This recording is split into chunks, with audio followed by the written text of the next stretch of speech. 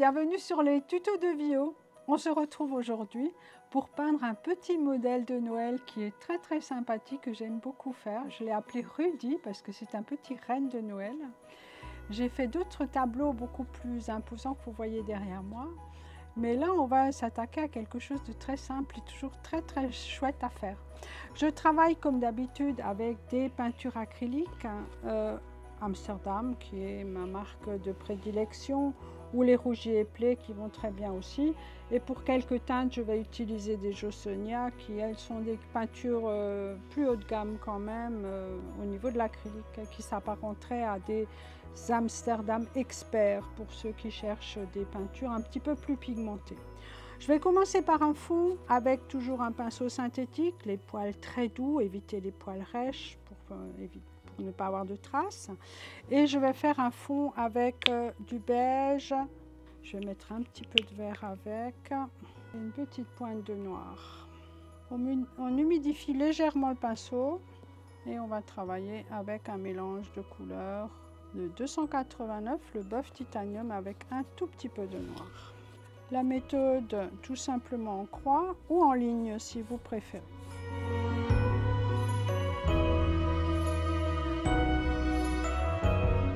Très important pour les fonds, pensez toujours à bien aller d'un côté à l'autre, ne pas vous arrêter au milieu, sinon on voit des traces de démarrage. Donc bien aller d'un côté à l'autre, ou au contraire de travailler un petit peu en mélange, en criss-cross, donc en faisant des croix, pour ne pas avoir de traits de pinceau. C'est très important parce que c'est assez vilain si on voit des traits de pinceau. Voilà pour le fond, on va sécher. Alors, je vais décalquer le modèle que je vais mettre volontairement dans le coin là en bas, puisqu'il y aura d'autres choses par là. Du papier transfert, Jossonia ou une autre marque. Et on va passer les contours. Vérifiez bien que ça décalque correctement. Le petit coquin qui nous fait un petit clin d'œil. Ensuite, j'ai prévu ici de faire une partie craquelée. Pour ça, je vais tout d'abord délimiter l'espace parce que j'aime bien avoir un morceau uni sur un côté où je peux écrire des petits messages de Noël. Et je vais travailler avec deux couleurs et entre les deux couleurs, je vais mettre du vernis craqueleur. La couleur d'en dessous, je vais mettre du doré. Vous avez chez Amsterdam deux couleurs de doré, un doré clair et un doré foncé. J'ai pris le doré foncé. Pour ceux et celles qui travaillent avec Jossonia, c'est du pale gold ou du rich gold, qui est bien sûr beaucoup plus lumineux que celui-là. Première couche de doré qu'on va sécher et sur laquelle on va rajouter une deuxième couche. C'est un petit peu une révision puisqu'on a déjà vu cette technique ensemble. Pour le petit renne, je vais travailler avec des couleurs terre de sienne, terre d'ombre, donc deux sortes de bruns. Un petit peu de Buff Titanium peut-être pour les parties lumineuses. Et pour ceux et celles qui ont déjà travaillé des animaux, on peut travailler avec un pinceau putoiseur. C'est un pinceau en biais qui a les poils coupés comme ça et qui permet de tamponner pour avoir un effet de peluche. Un pinceau en soie de porc va aussi, puisque celui-ci a des poils très durs et quand vous tamponnez, il laisse également apparaître des petits picots et donc un aspect peluche. On peut imaginer que vous fassiez la première couche avec un pinceau plat et venir ensuite tamponner avec celui-là. C'est aussi une méthode qui va bien. Appliquez le vernis craqueleur parce que celui-là a besoin d'un petit temps de séchage avant qu'on y applique la deuxième couche de couleur. Ce vernis craqueleur que j'appelle vernis sandwich se met entre deux couches de couleur et il va faire craqueler non pas celle qui est en dessous mais celle que je vais mettre au-dessus. Donc très souvent mes petites élèves me disent il ne se passe rien, j'ai mis le produit, il ne se passe rien. Ah non, là dans ce cas-là il ne se passera rien avant qu'on ait mis la deuxième couche par-dessus. On va le laisser sécher tranquillement pendant qu'on fait le reste du tableau. Le pinceau sera un salaud. C'est très pratique. Et donc vous trouvez ce produit chez Marabu, il s'appelle Crackle Medium. Voilà, alors on va démarrer avec le petit renne. Je me base sur un dessin que j'ai vu sur internet, que j'ai adapté à ma sauce. Alors, voilà, on peut placer les couleurs et ensuite venir tamponner comme je vous disais tout à l'heure pour avoir un aspect structuré. Avec un pinceau rêche ou avec un putoiseur. Il en existe de différentes tailles. Évidemment que si les parties sont trop fines, celui-là serait trop large. Donc je vais conserver celui-ci.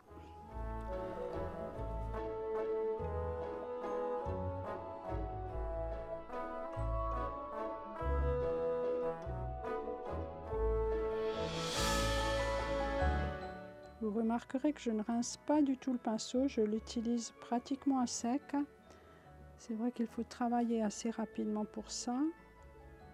J'évite de ramener de l'eau dans ce motif. Le cou de l'animal, on peut imaginer que c'est la même couleur, bien sûr, mais avec une ombre supplémentaire au niveau du cou. Je vais y intégrer donc un petit peu de brun foncé. Vous voyez que le pinceau, on a des traces et dès qu'on va tamponner, on aura un petit aspect très doux. Pour faire vos petits nounours, vos petits animaux, c'est vraiment une technique très pratique. Voilà. J'y reviens tout à l'heure pour accentuer cette ombre. On a des petites moustaches ou des petits poils qui sortent là. On peut les imaginer juste avec le plat du pinceau. Tirer la couleur un peu par là pour le rendre un peu plus ébouriffé.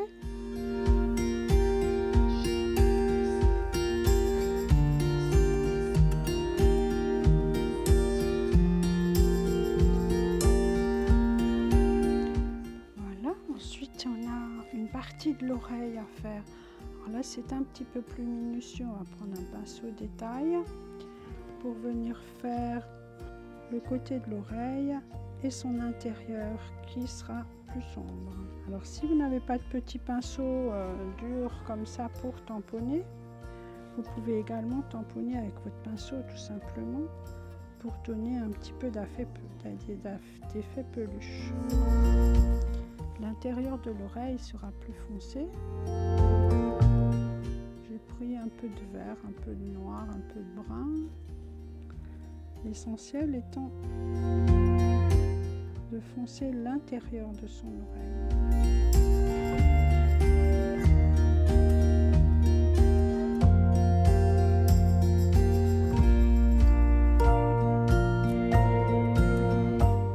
Ensuite, cet œil qui clignote, qui nous fait un petit clin d'œil, on va y mettre une couleur foncée.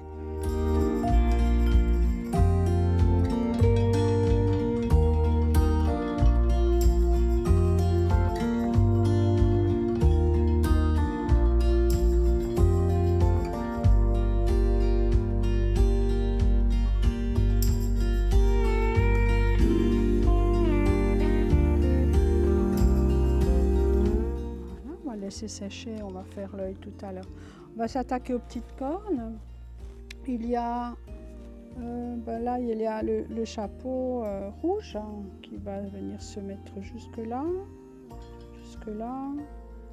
qui descend par là. Alors, ce que je vous conseille toujours, si vous avez des fonds, des objets rouges à faire, des fleurs ou comme ici le chapeau, c'est de passer par une couche de clair avant, du blanc généralement. Je vous le trace un petit peu pour qu'on voit où on va passer. Ici, on aura le pompon. Alors, pour faire le pompon, je ne le travaille pas comme l'image. Je fais d'abord un fond gris et je vais venir tamponner dessus tout à l'heure. Le nez, pareil, va être joliment rouge, bien étincelant. Donc, il va d'abord avoir une petite couche de blanc. On va finir avec le brun au niveau des cornes. Je vais utiliser les deux pinceaux comme tout à l'heure. Un petit plat pour mettre les couleurs. Alors là, c'est comme pour une branche d'un arbre. On peut imaginer une partie claire, une partie foncée. Là, on pourrait imaginer de la lumière de ce côté-ci. On peut imaginer un peu de lumière là-haut. Un peu par là également. Et plutôt du foncé de l'autre côté. Et puisque ces bois sont un petit peu dufteux, n'hésitez pas à y passer avec votre pinceau putoiseur pour donner un petit effet de peluche.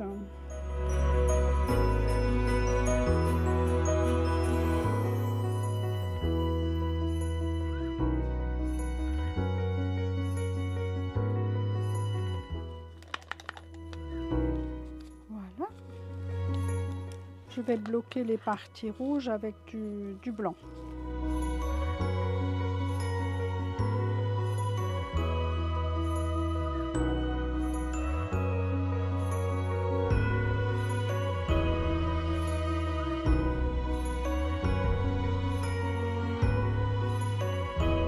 Je prévois de faire mon petit pompon en blanc. Par contre, pour pouvoir le tamponner, il me faut une sous-couche foncée. Donc, vous inquiétez pas, ça ne va pas rester comme ça. La même chose va devoir se faire ici, mais je vais d'abord travailler le rouge. Alors, pour le rouge, je vais utiliser, comme à mon habitude, le rouge pyrrole et le rouge carmin, qui est le rouge un petit peu plus foncé, pour pouvoir faire mes ombres et mes lumières.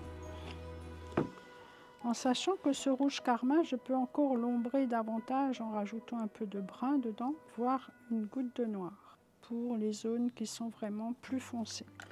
Le rouge pyrrole est vraiment un rouge très lumineux sur un fond blanc. Il est vraiment très très chouette.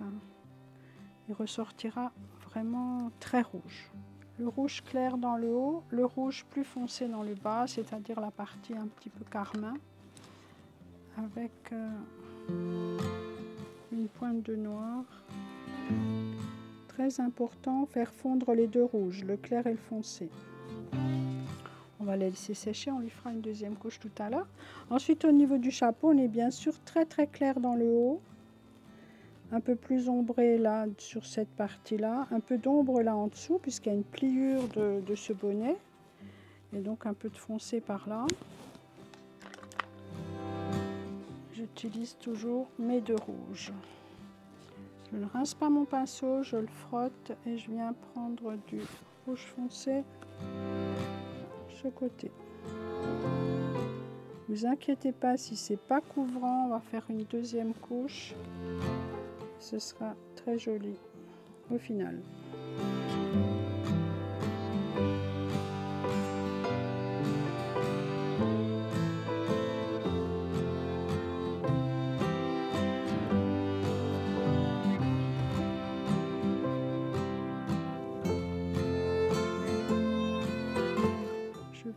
Un petit peu d'eau dans le noir, je tourne le pinceau sur lui-même, ça me permet de le charger. C'est un pinceau rond, c'est-à-dire des pinceaux qui peuvent être en synthétique ou en martre. Ici c'est un numéro 4. Quand on le tourne bien sur lui-même et s'il n'est pas encore trop ancien, il doit avoir une bonne pointe et grâce à cette pointe je vais arriver à faire des choses très très fines.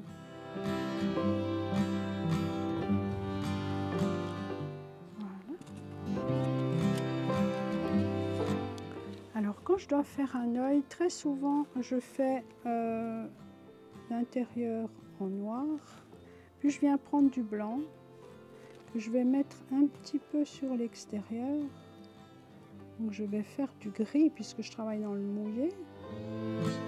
Et puis ensuite, bien sûr, il faut faire l'éclat de l'œil.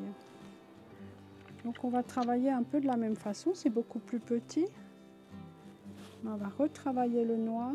Venir chercher un tout petit peu de blanc à mettre sur le bord. Pour ça, je vais écraser mon pinceau comme ça, comme ça. Il est tout plat et avec la tranche, je vais pouvoir faire une ligne relativement précise. Pensez à bien garder l'ombre de ce côté-ci ou en rajouter s'il n'y avait pas assez d'ombre au départ. Voilà. Il va falloir attendre que cette partie soit sèche puisqu'il va falloir mettre également de la peluche là-dessus, donc passer par une étape de gris avant de venir tamponner du blanc. Je mets une deuxième couche sur le noir pour que ce soit bien visible. Une petite lubie personnelle, puisqu'on est Noël. Il a une petite boule accrochée à sa corne, bien sûr. Une petite couche de blanc pour pouvoir faire une couche de rouge après. Rien ne vous empêche de rajouter un petit oiseau sur sa corne ou petite fantaisie personnelle. Alors, on va venir tamponner ici avec du blanc. Un blanc très propre. Celui-là est déjà un petit peu sali. Et je vais utiliser un pinceau, soit un pinceau dur, soit un petit bout d'éponge. Alors c'est une éponge un petit peu spéciale, c'est un petit bout que j'ai récupéré.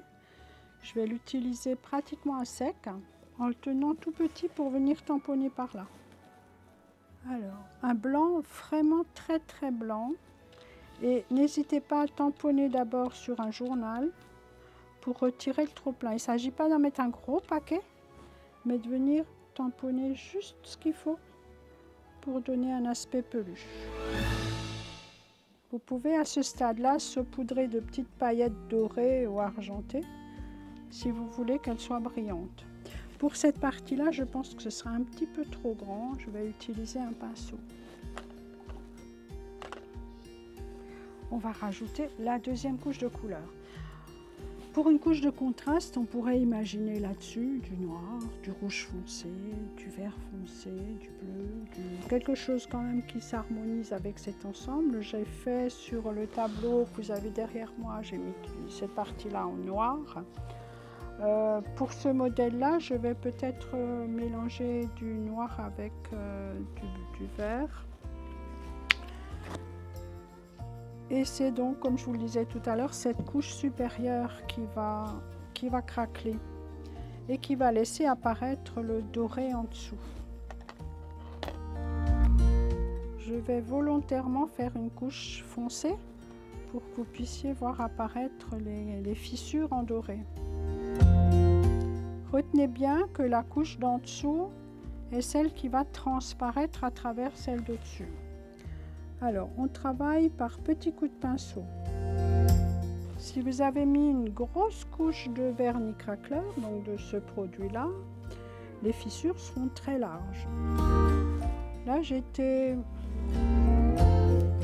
relativement équilibrée dans l'épaisseur, donc on voit apparaître des petites fissures. Et surtout à ce stade-là, ne revenez pas dessus. On voit très bien les fissures qui apparaissent là. Si je touche, je fais un trou. Donc n'y touchez pas, laissez sécher, ça va sécher fissurer pendant au moins 1 heure encore.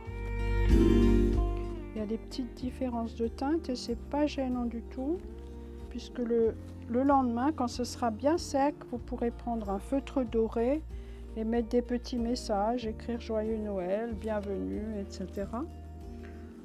Là, il va falloir le laisser sécher. J'aime bien retirer le scotch immédiatement maintenant pour voir s'il y avait un accident en dessous. Je pourrais peut-être encore le réparer. Et a priori, ça s'est bien passé. Si vraiment il y avait des bavures maintenant sous le scotch, c'est que je n'aurais pas bien appuyé dessus. Et je pourrais peut-être avec un peu d'eau venir le retirer. Voilà pour la partie craquelée. Et à ce stade-là, on ne peut rien faire, il faut vraiment le laisser sécher. Voilà, cette peinture est maintenant terminée. Rien ne vous empêche d'y apporter votre touche personnelle. Un petit oiseau sur une corne, quelques boules qui sont suspendues, des petits textes de Noël. Si cette peinture vous a plu, n'hésitez pas à liker et à vous abonner à ma chaîne pour ne pas louper les prochains tutoriels. Pour avoir plus d'informations sur les couleurs et les techniques utilisées ainsi que le dessin de ce modèle, allez sur le lien en description. À très bientôt!